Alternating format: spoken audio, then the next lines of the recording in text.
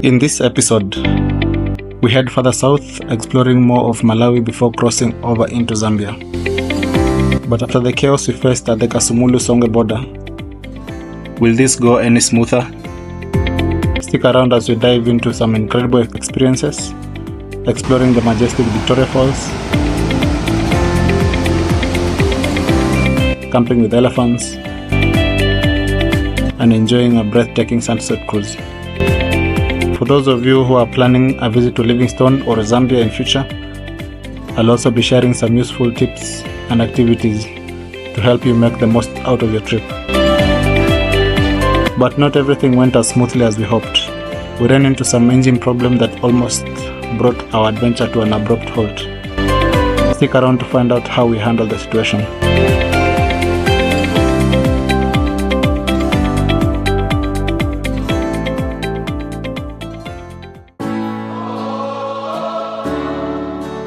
Before we dive into the latest adventures, if you haven't already, make sure to hit that subscribe button.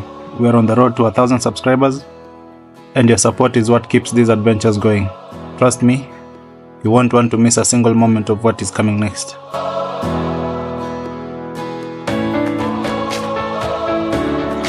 Now, for those who missed the first episodes, here's a quick recap of our journey so far.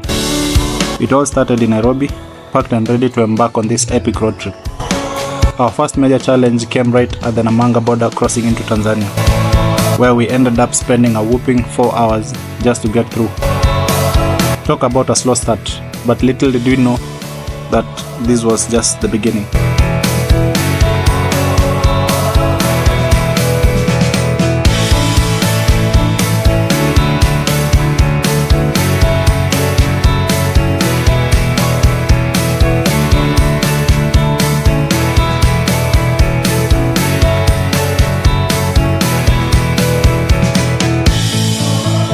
Once we crossed over into Tanzania, the landscapes were absolutely stunning.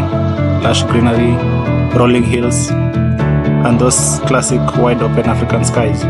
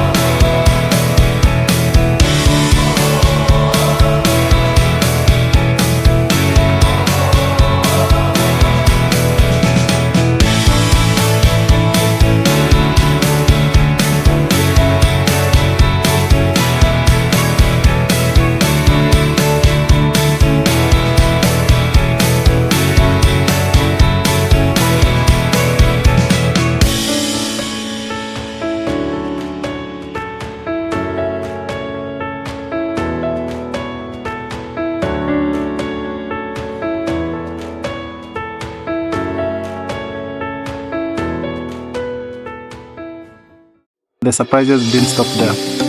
Along the way, we had an unexpected pleasure of meeting with Gamp Suzuki, an adventurous soul pulling a rickshaw all the way from Kenya to South Africa. His journey was inspiring, and it was one of those moments that make road trips so unpredictable and exciting.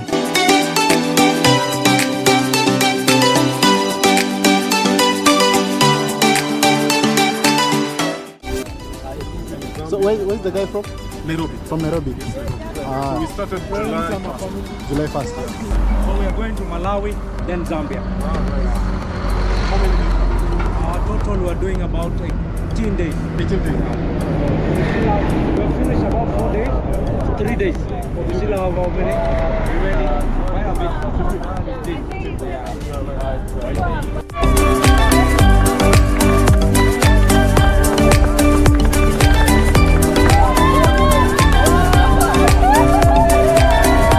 ago. 1 month ago? Yeah. Okay. So we've been traveling for 35 days.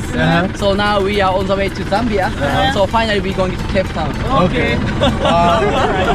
Yeah. run? Yeah, just my feet. Okay. Oh my gosh. Yeah, walking. So from Nairobi to Cape Town? Yeah. Okay. Yeah, I love Kenya. That's why I decided Kenya. So travel starting. Yeah. And then so my friends from Kenya. Yeah. Yeah, that's why we travel together. Yeah. Oh my gosh. So how many kilometers per day? 40. 40. Yeah, 40. Yeah. Oh, we are heading to Zambia. Zambia. So we're gonna Victoria Falls. we're gonna see you again. Oh my god. Victoria Falls. Victoria Falls. Victoria Falls. You guys going to Victoria Falls? Yeah. So we're going to Victoria Falls. Okay. Maybe I need to 1 month. 1 month. To get there. To get there. Yeah. Oh my god. So we should take a picture together. Yeah.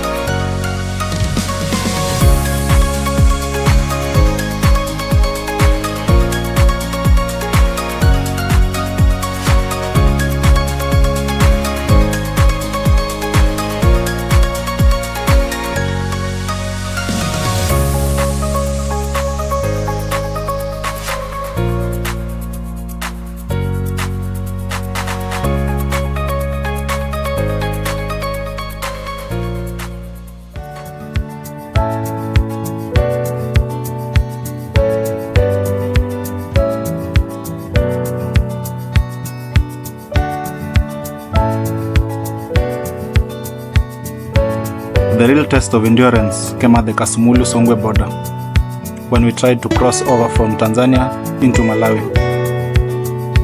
If you thought 4 hours was bad at Namanga, brace yourself. We spent over 8 grueling hours at this border, navigating through one of the most chaotic immigration processes I have ever encountered. We even had to occupy the immigration offices at some point just to expedite the process. It was a long, frustrating day, but finally we made it into Malawi, exhausted but relieved.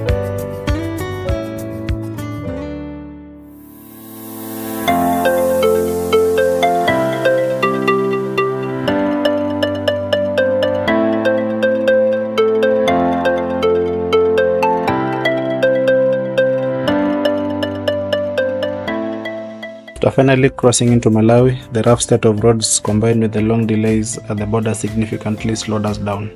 The hours slipped away, and by the time we reached our next camp stop, it was already dark. It had been a long day, but we were relieved to finally stop and rest for the night.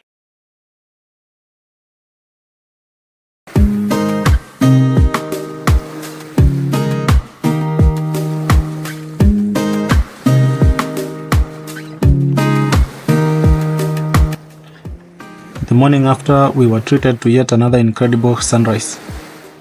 Every day on this journey, the sunrises and sunsets have been amazing, but this one, by the shores of Lake Malawi, was something special.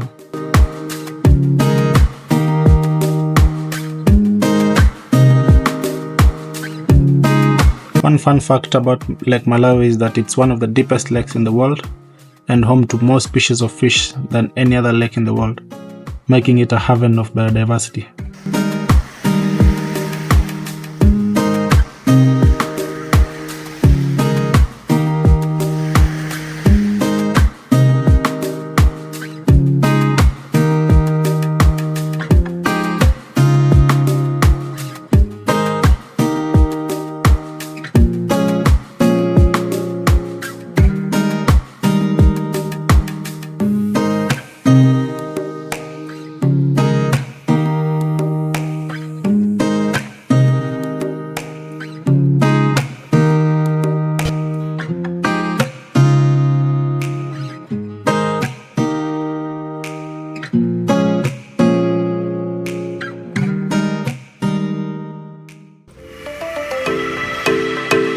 After enjoying the view, we prepared breakfast, packed up our gear, and got ready to continue with our journey.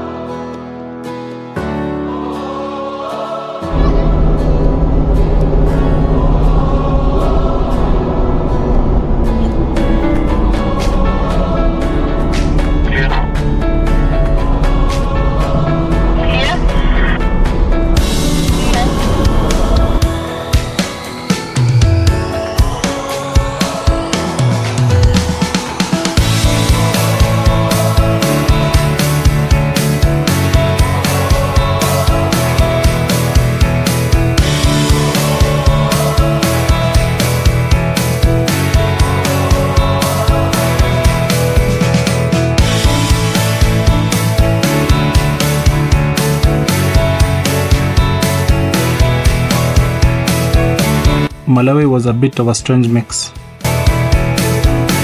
On one hand, it had beautiful landscapes with rolling hills and serene views by the lake, but on the other hand, the roads were unpredictable.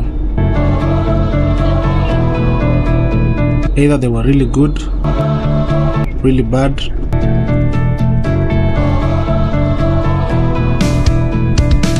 or under construction.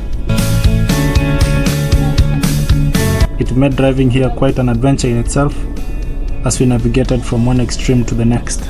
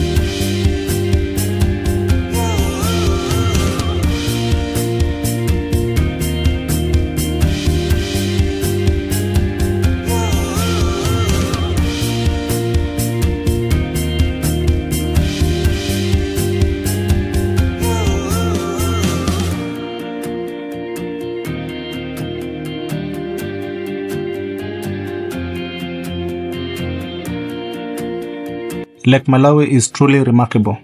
It continued to surprise us with its vastness and beauty. It is sometimes called the Calendar Lake because it's about 365 miles long and 52 miles wide, making it one of the largest lakes in Africa.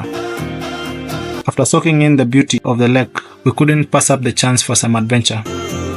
We took to the water for a rafting session, which gave us a unique way to explore the lake.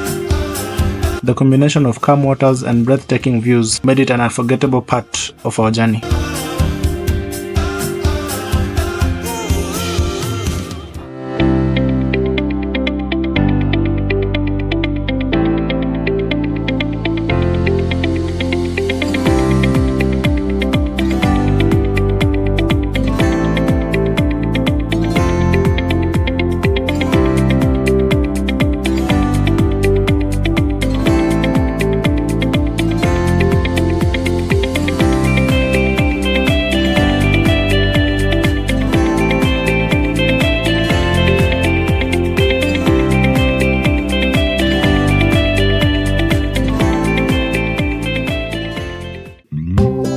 After a full day of rest, we were up bright and early the next morning, ready to continue our long journey south towards Lilongwe.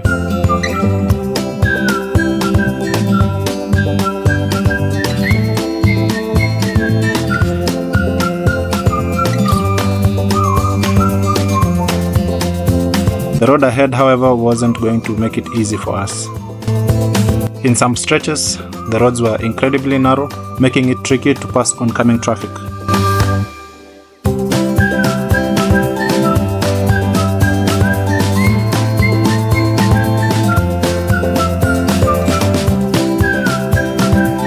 We found ourselves navigating through areas where the tarmac simply disappeared, leaving us on rough, dusty paths.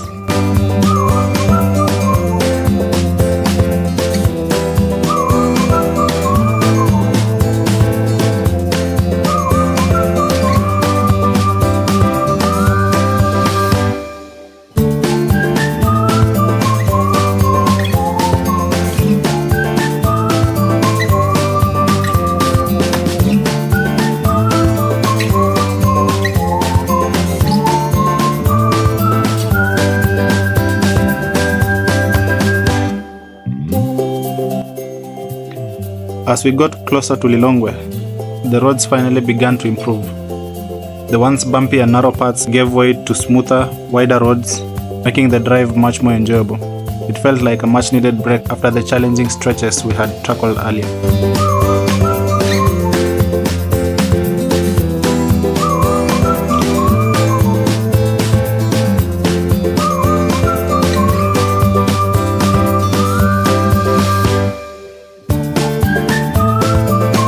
We decided to stop for a well-deserved lunch break at one of the malls in Lilongwe. It was one great opportunity to recharge, stretch our legs, and refuel both ourselves and the vehicle. After a relaxing pause, we got back on the road, energized and ready for the next leg of the trip. Our next goal, the Malawi Zambia border.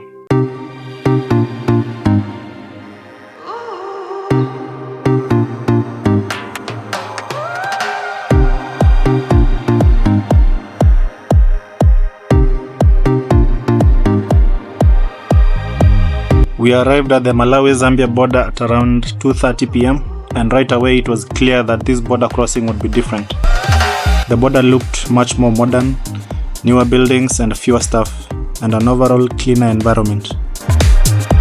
Even though we ended up spending close to 6 to 7 hours there, the experience was miles ahead of what we had faced at the Kasumulu-Songwe crossing. The staff at this border were incredibly friendly and seemed genuinely eager to help us get through as smoothly as possible. The only hiccup was that a few of the procedures were still being done manually, which slowed things down a bit. But in the spirit of adventure, some of the nomads in our group even jumped in to help by keying in the details. After the long but pleasant process, we finally left the border at around 9 p.m, ready to head for our next campsite. Though it took time, the friendly atmosphere made a huge difference. Zambia, here we come.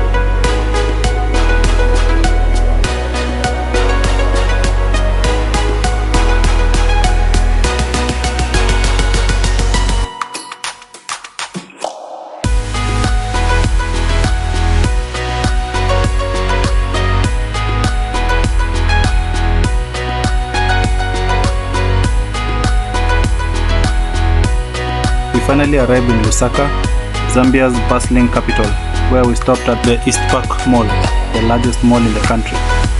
It was a great place to stock up on our supplies and experience a bit of urban life after a long journey through the countryside.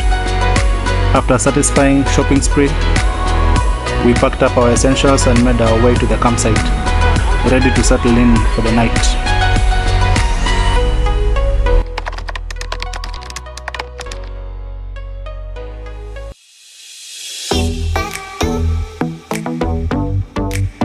The day after our stop in Lusaka, we set off for Livingstone, covering close to 500 kilometers. Along the way, we passed through several toll stations, something very common across the country's main highways. Each toll station we were required to pay 20 kwacha, which is about 100 Kenya shilling. We quickly got used to stopping at these points.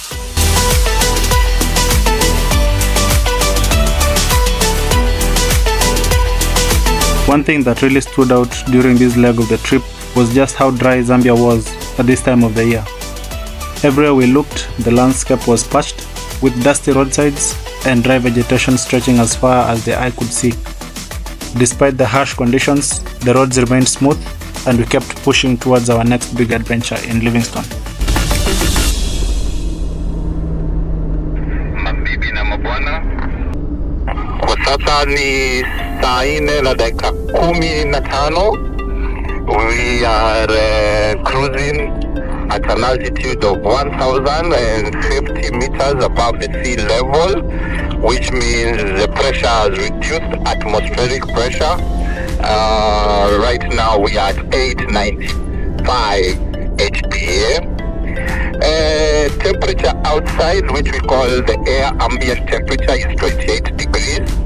The surface temperature on the tarmac currently is at 34 degrees centigrade. Judging by the speed that our dear captain Rubani Shukavu, we foresee we shall reach Livingstone ukiwa na jua, aka daylight. On the way is that temperature is going to increase, so pressure is going to promote manner. So please keep your sunscreen, hats and shades close by. Promote is predicted it will be hotter than Lusaka, so that's how it will be. Right now we are at 28 degrees and it's 10, so fanya madhafu haukuwa na mwalimu wa mathematics, ole wako.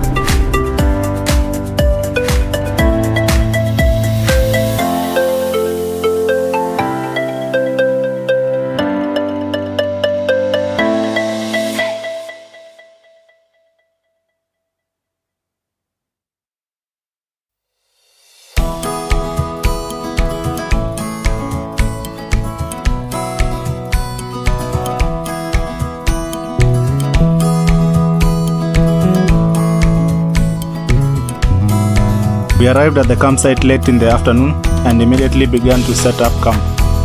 As we were busy preparing for the evening, we were greeted by some unexpected visitors.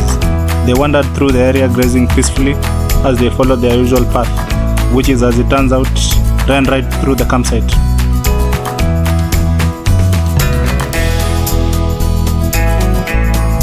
It was an awesome moment, being so close to these gentle giants in their natural habitat. A reminder of how wild and connected to nature this part of the world really is.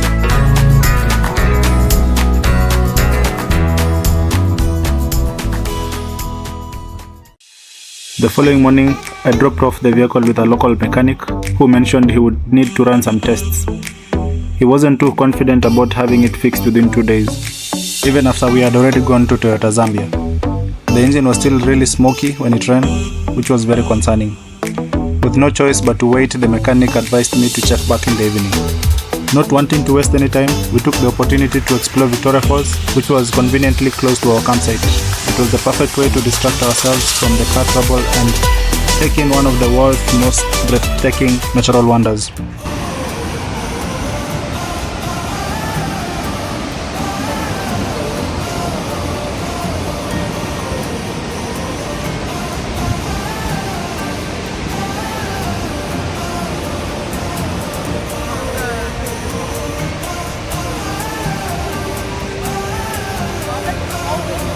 If you have watched my previous video from earlier this year, you'll remember how high the water levels were at Victoria Falls back then. This time around though, most of the waterfall was on the Zimbabwean side. Even with the reduced flow, the sight was still stunning and awe-inspiring.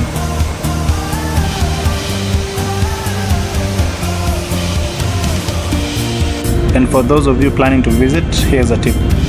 If you ever get a chance, you can take in the aerial view of the falls from a helicopter. It's an incredible way to appreciate the full scale and beauty of this natural wonder. We spent most of the day exploring the Zimbabwean side of Victoria Falls, while some of my colleagues got the adrenaline pumping with extreme sports.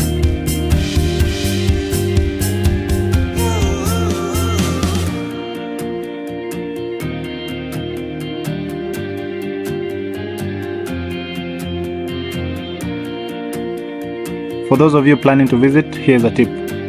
Check out Outlook Cafe. I didn't visit it this time, but on the previous trip, it was a hidden gem with a breathtaking view of the falls and a giant zip line for those who want to add a little bit of thrill to their visit.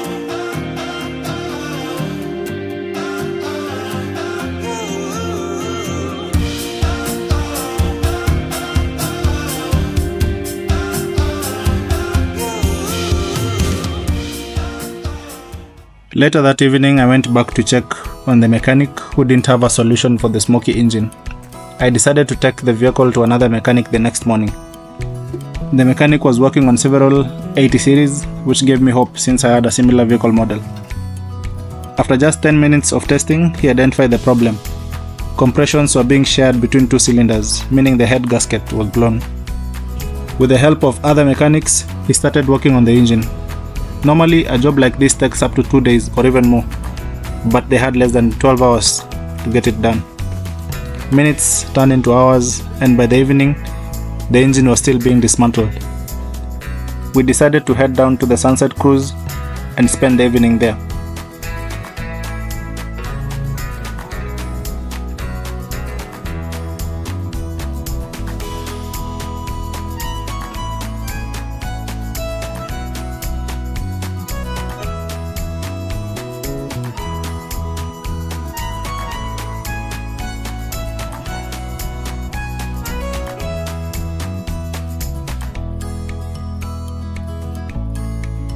We returned at around 7 p.m, but they had just finished dismantling the engine.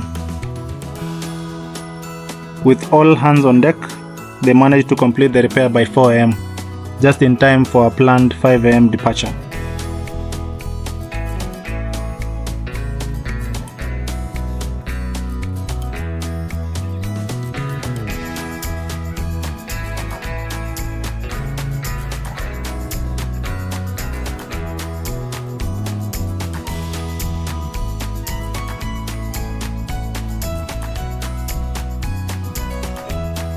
But I ended up waking up at 6:30 a.m, only to find that everyone else had already left. Did I catch up? Stay tuned for the next episode to find out.